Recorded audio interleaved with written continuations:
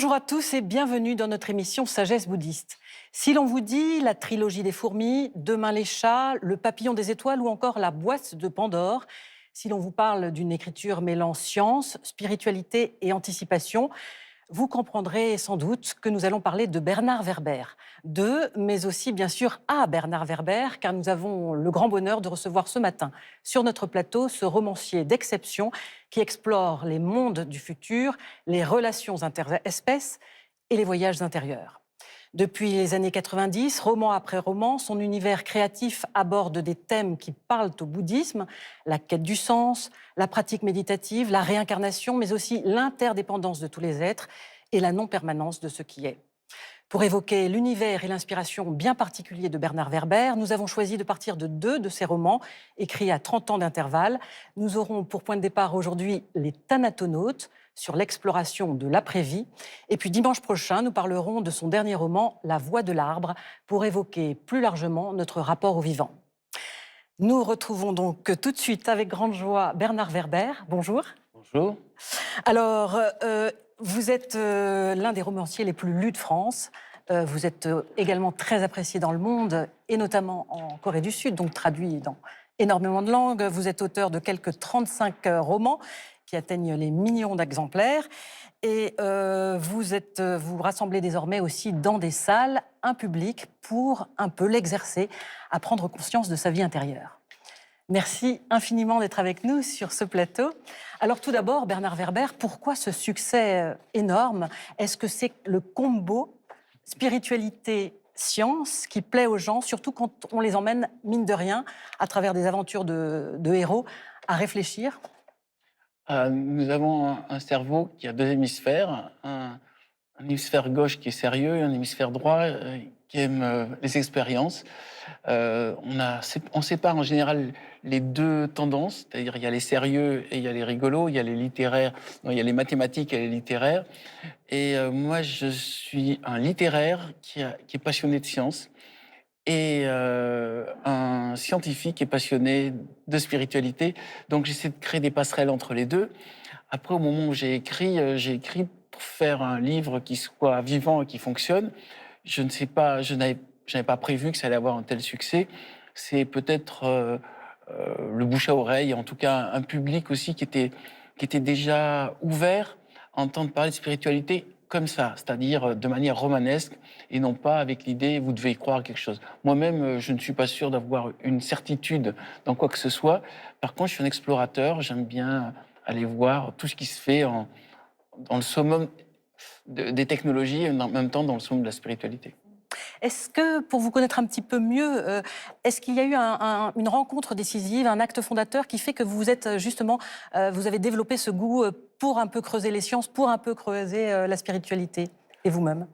Oui, quand j'avais 13 ans, en colonie de vacances, à Hyères, j'ai rencontré un autre adolescent de 13 ans qui avait l'air très calme et très souriant. Et je lui ai dit, c'est quoi ton secret pour être aussi détendu?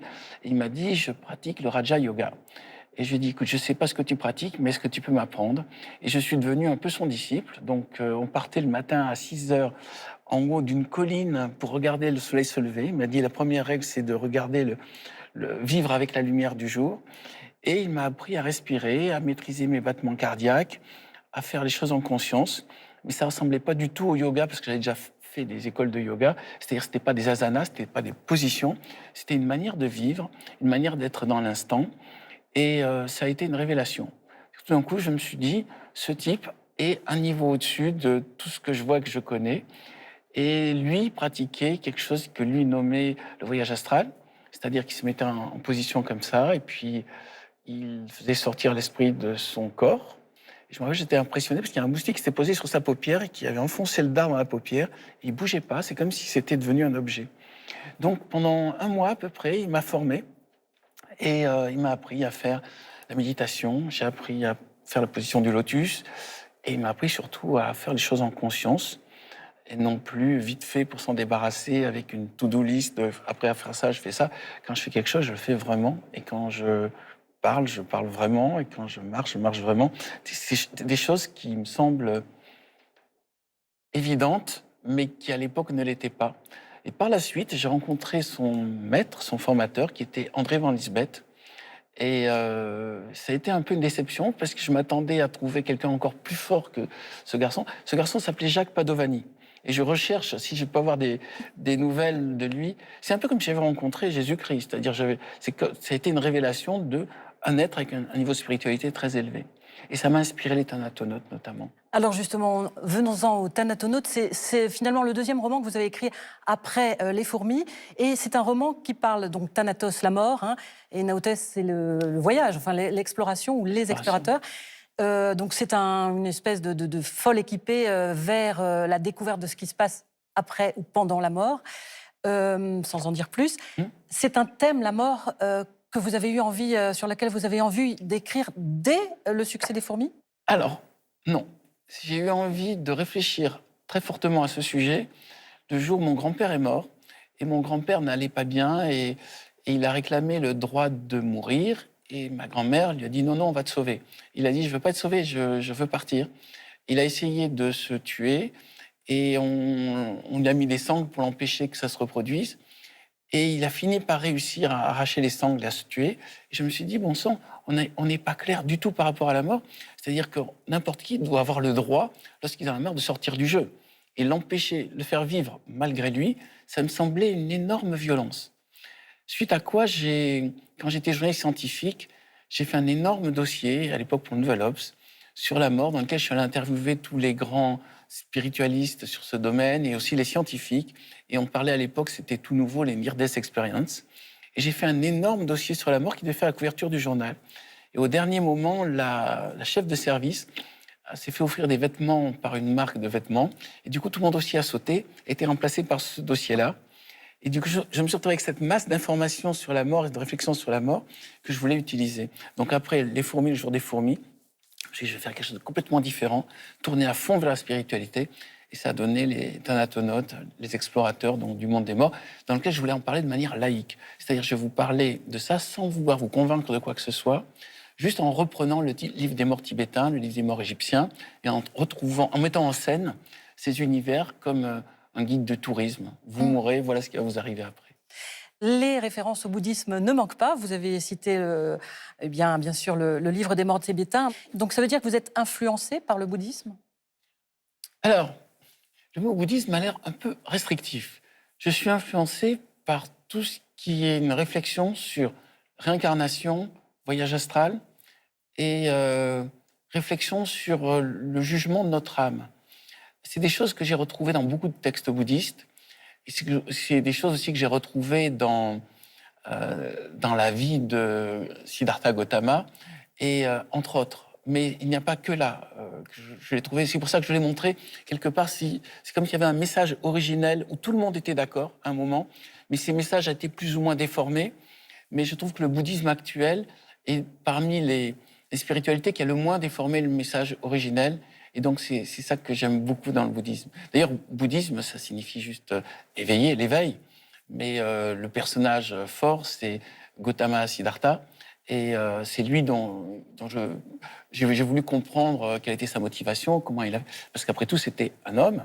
Et c'est un homme qui, tout d'un coup, a ouvert des portes et a proposé un monde de tolérance et de connexion au vivant.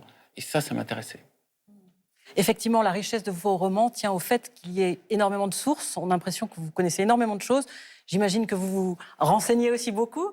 Et puis, il y a le point de départ d'une histoire. Alors, je crois que la plus grande qualité que puisse avoir un être humain, c'est la curiosité. Tant qu'on est curieux, on est jeune. Moi, si je mets autant de choses dans mes romans, c'est simplement parce que tout ça, ça m'intéresse. Pour moi, c'est pas du travail. C'est juste, je découvre des nouveaux chemins pour mon esprit et ça m'amuse. Et c'est peut-être parce que ça m'amuse d'écrire et que j'écris dans la joie que les gens me lisent aussi dans la joie. Pour moi, un écrivain qui souffre, qui explique sa souffrance, sa détresse et sa solitude, c'est un écrivain qui va se mettre en phase avec les côtés noirs du lecteur. Moi, j'ai envie de réveiller les côtés blancs. Donc, j'ai pas envie d'abord de lui parler. J'ai pas envie de lui montrer que je suis un grand écrivain. J'ai envie de lui montrer que lui est un grand lecteur qui a beaucoup de possibilités. Je considère qu'un bon livre, c'est un miroir. Le lecteur doit se trouver lui-même.